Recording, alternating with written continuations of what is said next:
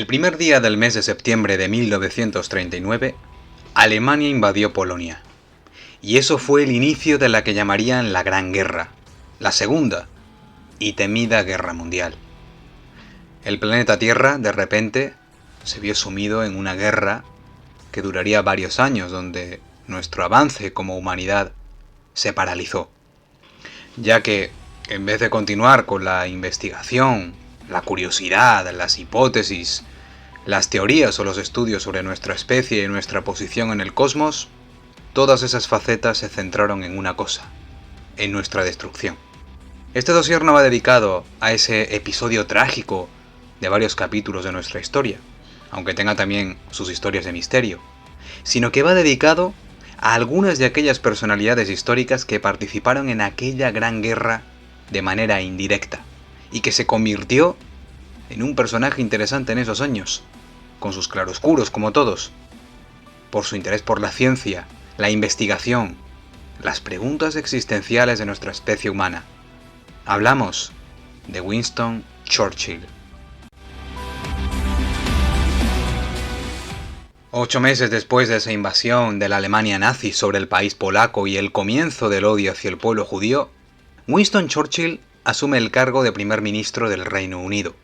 Mientras se dedicó a alertar por activa y por pasiva a su país y al mundo entero de la amenaza que suponían Adolf Hitler y una Alemania militarizada, compartió esos discursos de política y estrategia con otra de sus pasiones preferidas, que era la escritura. Durante ese tiempo tan convulso y preámbulo de las grandes batallas, escribió, entre otras cosas, una biografía en 4 volúmenes del primer duque de Marlborough y una ristra de editoriales y artículos de opinión para periódicos y revistas. De todos esos temas, los que más le interesaban eran los de ciencia, y sus artículos de divulgación científica versaban sobre todo desde la evolución a la energía de la fusión, pasando también por los alienígenas.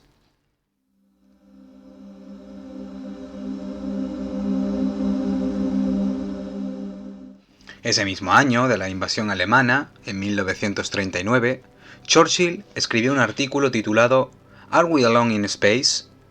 ¿Estamos solos en el espacio? Pero ese artículo nunca lo publicó. Quizá fuera por aquella concatenación de sucesos que lo catapultaron hasta el punto álgido de su influencia política en una etapa importante para su país y para el mundo entero. Pero una vez terminada la guerra y haberla ganado, Churchill, ya retirado de la política activa del Reino Unido, rescató aquel artículo.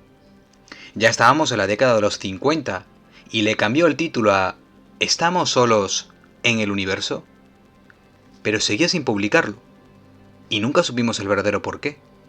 Así que, cuando murió, el texto quedó archivado y guardado en un cajón del que el National Churchill Museum de los Estados Unidos se haría cargo. Nadie supo de su existencia. Nadie le prestó atención. Muy pocos conocieron a tiempo esa faceta oculta del ex primer ministro británico, hasta que se descubrió en el año 2016. Y de ese artículo en concreto vamos a reflexionar, porque aunque no lo tengamos delante y se tenga guardado en su museo, exhibiéndose cual joya perdida, es así realmente. Ese peculiar ensayo de Churchill planteó ideas muy adelantadas a su tiempo, aparte de esa imparcialidad que mostró en sus conjeturas, como no soy suficientemente vanidoso para creer que mi Sol es el único de una familia de planetas. Se planteó acerca del Sol y nuestro sistema planetario. Antes de que se descubrieran exoplanetas, Churchill ya llegó a la conclusión de que era lógico pensar que un gran número de planetas estaban a la distancia correcta de su astro para mantener una temperatura adecuada, con agua y una atmósfera en la que podían albergar vida.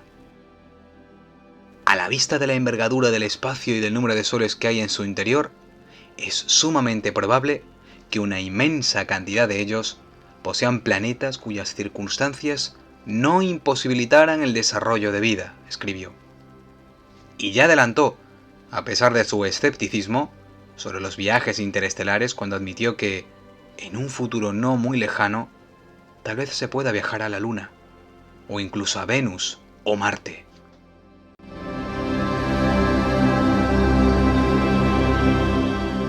Aún así, el escritor mostró un contrapunto lúgubre a su famoso artículo, señalando a la propia humanidad cuando dijo: por lo que a mí respecta, no estoy tan asombrado con lo bien que se nos está dando en nuestra propia civilización para abrigar la creencia de que seamos el único punto en este ingente universo con criaturas que viven y piensan, como tampoco creo que representemos la forma definitiva de desarrollo mental y físico que ha aparecido jamás en la inmensidad del espacio y el tiempo.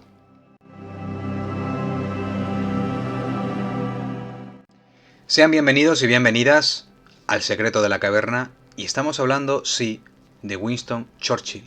¿Por qué? Porque en febrero de 2017 la revista Nature hacía público un documento inédito en el que Winston Churchill, ex primer ministro británico, exponía de forma razonable las condiciones necesarias para la vida en otros planetas y la posibilidad de que existan otras civilizaciones además de la nuestra en el universo. El ensayo, conservado durante décadas en el US National Churchill Museum en Fulton, Missouri, fue escrito en 1939, cuando Europa estaba al borde de la contienda. El astrofísico y divulgador Mario Livio, autor de La proporción áurea, fue el que sacó a la luz ambos textos y quien escribió el artículo en la revista científica, analizando cada frase y planteamiento que se hizo el expolítico británico. Y aunque es cierto, como bien dice Livio, que su ensayo sobre la vida extraterrestre tenía algunos detalles incorrectos o inexactos, por información que aún no se conocía, Churchill tenía una excelente comprensión del panorama general de entonces. Y es que el influyente político comenzó con una breve descripción de la historia de la vida con un relato de cómo la Tierra se formó. Demostró su familiaridad con ideas como la tectónica de placas, responsable de la formación de cordilleras, algo que para Livio resultó bastante notable porque esa teoría no se aceptó por los geofísicos hasta finales de la década de 1950, y el ensayo, repetimos, fue escrito en 1939. Churchill reconoció, respecto al origen de la vida, que sigue siendo un completo misterio, como lo sigue siendo a día de hoy en un avanzado y tecnológico siglo XXI, pero mencionó con audacia esa teoría de la panspermia y la posibilidad de que la vida en la Tierra llegara del espacio exterior. Y además, observó con admiración aquellos dibujos de las cuevas de Francia y España y mencionó que fueron creados por hombres y mujeres prehistóricos, compitiendo en calidad con el arte moderno de entonces.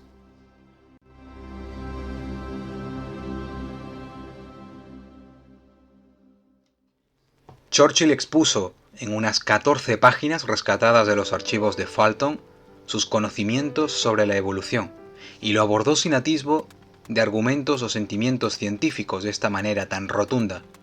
Incluso usted y yo descendemos de un habitante del mar de aspecto un tanto torpe.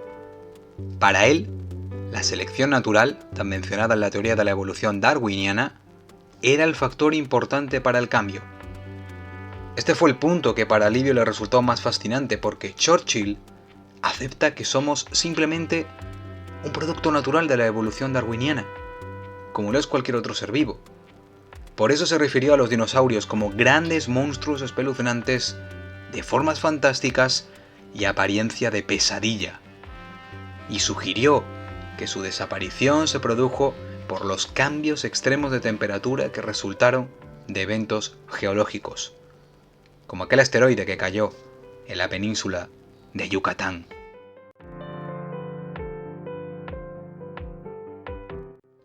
Churchill dedujo que los mamíferos de sangre caliente comenzaron a prosperar tras ese evento, de una rama de criaturas parecidas a monos.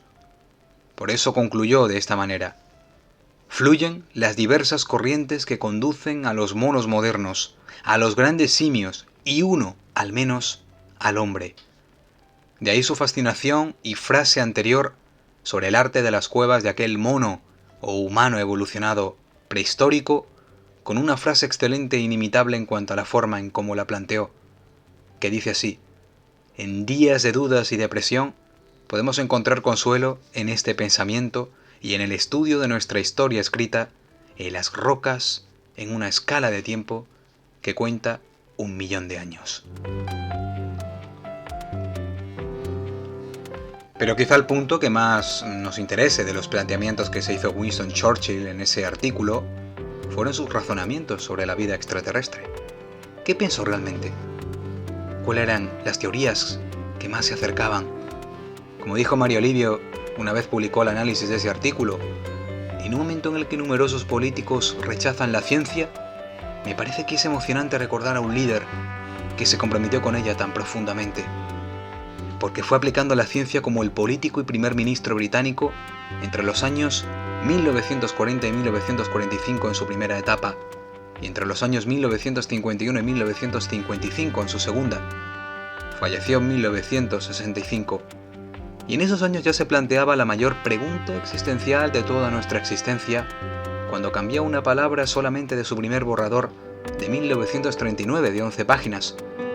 De ¿estamos solos en el espacio?, pasó a llamarlo ¿estamos solos en el universo?, ya que de esa manera mostraba una comprensión y terminología científica más imparcial que se convertiría en interesante de conocer cuando vio la luz hace solo 5 años.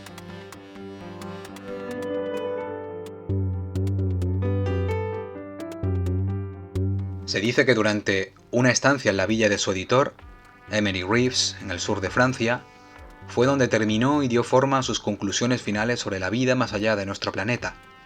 La esposa de su editor, Wendy Reeves, entregó su escrito a los archivos del Museo Nacional de Churchill de Estados Unidos, situado en Fulton, Missouri, en los años 80. Ese ensayo pasó a estar oculto en aquella colección privada de Reeves hasta que el director del museo, Timothy Riley, lo descubrió. Y entonces pasó a manos del astrofísico Mario Livio para someterlo a un escrutinio científico y académico.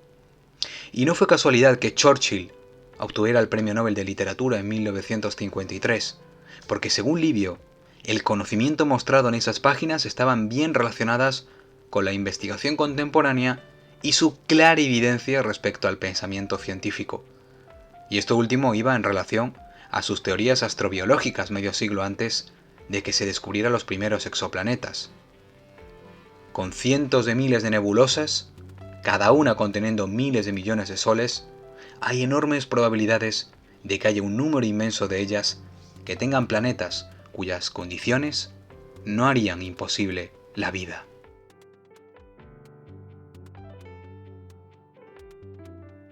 La vida como la capacidad de reproducirse y multiplicarse.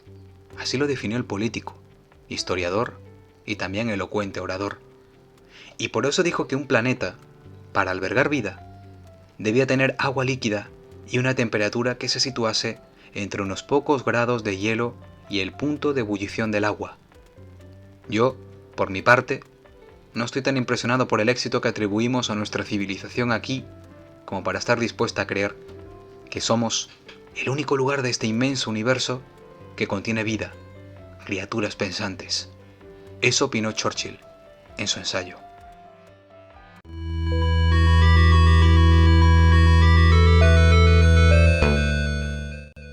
Aquí esbozo el pensamiento de Churchill. En un momento en el que varios políticos de hoy rechazan la ciencia, me parece conmovedor recordar a un líder que se comprometió tan profundamente con ella. Así reza uno de los párrafos que escribe Mario Livio. Y es que un líder que se comprometió y escribió tanto de ciencia siempre resulta interesante por la gran pregunta existencial que puede hacerse y cuyo nombre es el principio copernicano. Es decir, la idea de que, dada la inmensidad del universo, es difícil creer que los humanos en la Tierra representen algo único. ¿Tendrá razón en cuanto a que Marte y Venus serán los únicos lugares en albergar vida en nuestro sistema solar? Porque actualmente, nuestros planetas vecinos son los que más están investigando. Veremos a ver si el tiempo y las investigaciones científicas le dan la razón. Ya acertó cuando dijo que, un día, posiblemente incluso en un futuro no muy lejano, puede ser posible viajar a la Luna o incluso a Venus o Marte. Las próximas misiones tienen ese objetivo, sobre todo a Marte. Los viajes y la comunicación interestelar todavía son difíciles, como él también dijo, Pero el entusiasmo que mostró se define con esta frase que dejó escrita: con cientos de miles de nebulosas, cada una de las cuales contiene miles de millones de soles, las probabilidades son enormes de que debe haber un número inmenso que posea planetas cuyas circunstancias no harían imposible la vida.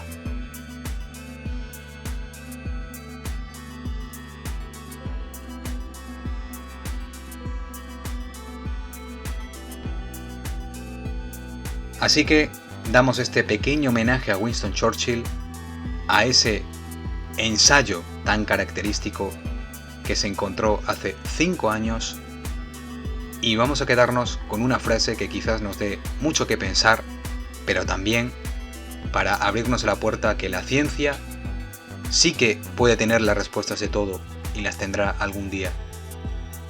Dice así: necesitamos científicos en el mundo, pero no un mundo de científicos. ¿Qué os delata esa frase? Para mí representa la curiosidad, el hacerse preguntas, el no creernos que somos el ombligo del mundo, ni del universo tampoco. Sí, los científicos, la ciencia, es esencial para la vida y para conocer las mayores preguntas existenciales del ser humano en la Tierra. Pero no de científicos es necesario que se mueva el mundo. También necesitamos a personajes, como en su momento fue Winston Churchill, que se haga las preguntas y las plasme en artículos. O también que divulgadores como yo, o personas como ustedes, que quieren también seguramente algún día obtener esas respuestas existenciales, podamos lograrlas y contarlas o transmitirlas como yo estoy haciendo. Así que les agradezco que hayan tomado su tiempo en escuchar esta cápsula, este dossier dedicado a aquel artículo de Winston Churchill. ¿Estamos solos en el universo? ¿Ustedes qué creen? Gracias por haber sintonizado El secreto de la caverna. Hasta la próxima.